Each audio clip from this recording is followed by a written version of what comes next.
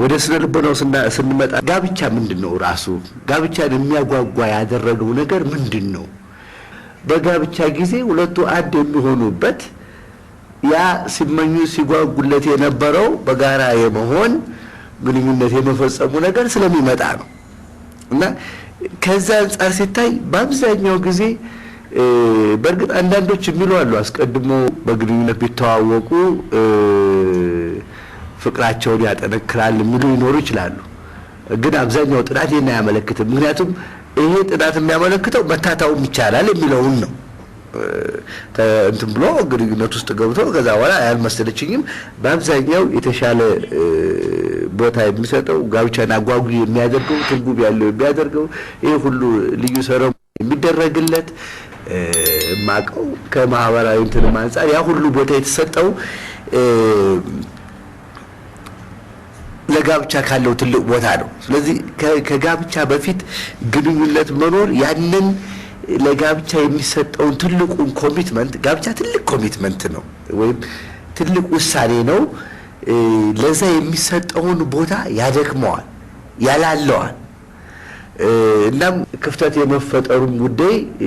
የዚያን ያህሉ ይሰፋል አንድ ነገር ትክክል ነው ስህተት ነው ጥሩ ነው መጥፎ ነው ምን ነው ሞራል እንለዋለን ወይም ግብረ ገብ ልንለው እንችላለን ይመስለኛል ቃሉ በአለም ላይ ያሉት ህግ ራሱ ይሄን ሞራል ፊሎሶፊን ነው እንት የሚለው ህጋውን ሲወጣ በአንድ ሀገር ላይ የህዝቡ ዝንባሌ ወዴት ነው የሚለውን ነው ያስቀመጠኝ መጣው ህግ ራሱ ትልቅ ሳይንስ ነው የሳይንስ ሁሉ መሰረት ነው ህግ ሲወጣ ማለት ነው ለምሳሌ ጋብቻ 18 አመት ይላል የኛ ሀገር ጋብቻ የህጉ ነው እንደዛ የሚለው ለምን ሲባል ህብረተሰቡንም እየደገፈ ነው የሚመጣው አሁን ጋብቻ ሩካቤ እንዲያታርግ አይልም ህግ ግን ጋብቻ 18 አመት ነው ሲል በውስጥ ተዋቂም ሩካቤውንም በዛው ፈጽመው የሚል አይነት እንትን ያለው ለምሳሌ በእኛ ሀገር ግብረ ሰዶማዊነት ወንጀል ነው በእኛ ሀገር በትክክለኛው አዲሱ እንትን ላይ እንደው ወጥቷል ግን በሌላው ዓለም ይሄ አይደለም ይሄን ያወጣበት ምክንያት ምንድነው የህብረተሰቡ አመለካከት አኗኗር ምንድነው ከሃይማኖትም አንፃር ከረጅም ታሪኩ አንፃር የሚሉት ነገሮች አሉና ሰው ቁጭ ሲል በአንድ ዓለም ላይ ሲኖር ሳይንስ ምን ይላል ብቻ ብሎ አይሄድም ስለዚህ እኔ ሰው የተሟላ አስተዳደግ ሊኖረው ይገባልና ሁለገብ አሁን ሶሻል ወርከሮች ብዙ ጊዜ የሚሰሩት ምንድነው ሰው የተሟላ ሰብእና እንዲኖረው ነው እና አሁን ብዙ ጊዜ ክርስቲያኖች ይቸገራሉ እንደተባለው በቤተ ክርስቲያን ሲሄዱ የሚማሩት ይሄ ክልክል መሆኑን ነው በሳይንሱ ደግሞ ሲያቁት አዶለሰንት ፔሪየድ ከደረሳችሁ እንደ አይነት ፍላጎቱ ከመጣ አይከለክሏቸውም አደገኛ ይሆን ለምሳሌ አባላዘር በሽታ ስለሚመጣ እንዴ ተያያዥ ነገሮች ሪስኪ የሚያሰኙ ነገሮች ያልተፈለገ እርግዝና ምናምን ይሄ እስካልተፈጠረ ድረስ ችግር የለም የሚል መልእክት ስለሚተላለፍላቸው እርግጥ ችግር ሊኖረው ይችላል ያ ሪስኪ በመሆኑ ይሄን አቮይድ አድርጉ ነው የሚባሉት ይሄንን አታርጉ ግን ይምታታባቸዋል ስለዚህ የተሟላ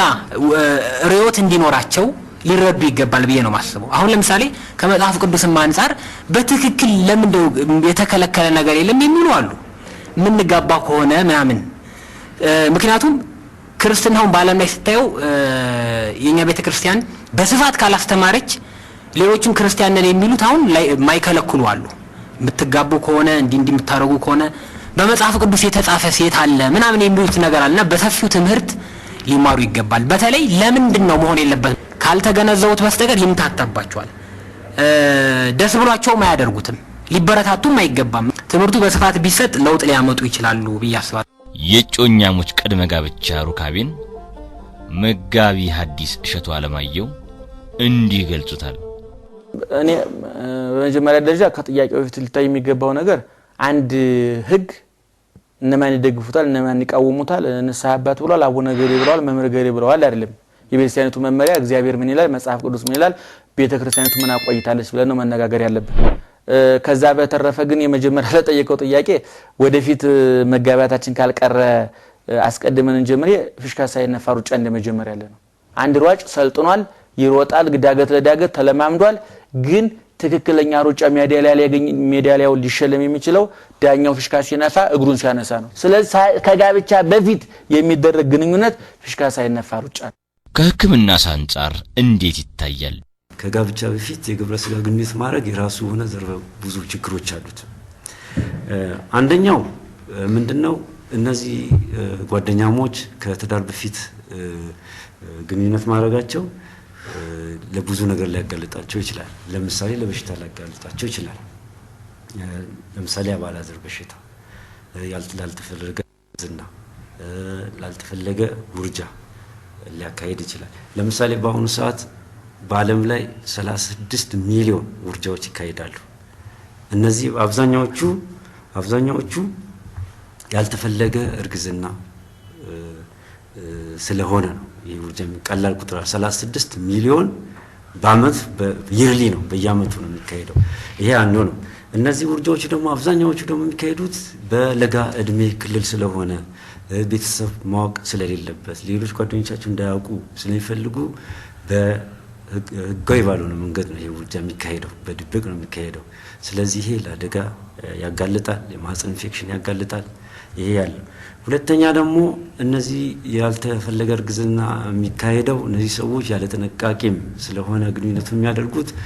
የአባላዘር በሽታ ይዛቸዋል ብለናል። በዛ ላይም የኤችአይቪ ችግርም አለው ማለት ነው። ሌላው ትልቁ ችግር ደግሞ እነዚህ ሰዎች ከጋብቻ በፊት በጓደኝነት እያሉ ነው ይህን ግንኙነት የሚጀምሩት። ሁለተኛ እነዚህ እድሜያቸው በለጋ እድሜ ውስጥ ያሉ ናቸው። እዚህ እድሜ ክልል ላይ ሁሉን ነገር የማወቅ ጉጉት የሚበረታበት ወቅት ነው። ስለዚህ መጀመሪያ ግንኙነት አድርገው ከተላመዱ ምንድነው ሌላውን ለመቅመስ ሌላው ምን አይነት ነው የሚለውን እንትን ያመጣል። ይሄ በአንዳንድ ጥናቶች ተረጋግጧል። ስለዚህ ምንድነው የሚሆነው እነዛ በአንድ አይረጉም። እንደውም ይሄ እንደዚህ አይነት ጓደኝነት ለእንትና ብዙ በጣም ለጋብቻ ያበቃል። እንደ መጽሐፍ ቅዱስ ትምህርት ሩካቤንም በጋብቻ ውስጥ የሚፈጸም እንጂ በእጮኝነት የሚፈጸም አለመሆኑን በግልጽ ያስተምረናል። ይልቁንም የእጮኝነት ጊዜ በድንግልና ሊሆን እንዲገባ ቅዱስ ጳውሎስ ሲያስረዳ ኢየሱስ ክርስቶስን በሙሽራ ቤተክርስቲያንን በሙሽሪት መስሎ በተናገረበት ትምህርቱ እንደ ንጽሕት ድንግል እናንተን ለክርስቶስ ላቀርብ ለአንድ ወንድ አጭቻችኋለሁ በማለት በወርቁ የክርስቶስ የምትባል ቤተክርስቲያን በቅድስና የተዋበች መሆኗን አመልክቶ በሰሙ ደግሞ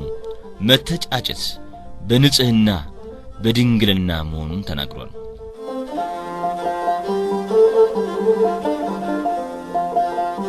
ቅድመ ጋብቻ ሩካቤ መፈጸም በምድር በረከትን በሰማይ መንግስትን ያሳጣናል። በመሆኑም ወጣቶች ለተቀደሰው ጋብቻ ለመብቃት ንጽህናችንን ጠብቀን ከዝሙት ርቀን ልንኖር ይገባል።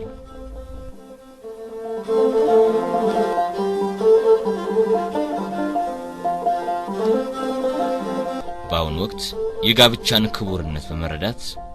የተቀደሰ ጋብቻ በመስረት ለመኖር የተዘጋጁ እንዳሉ ሁሉ ይህንን ህይወት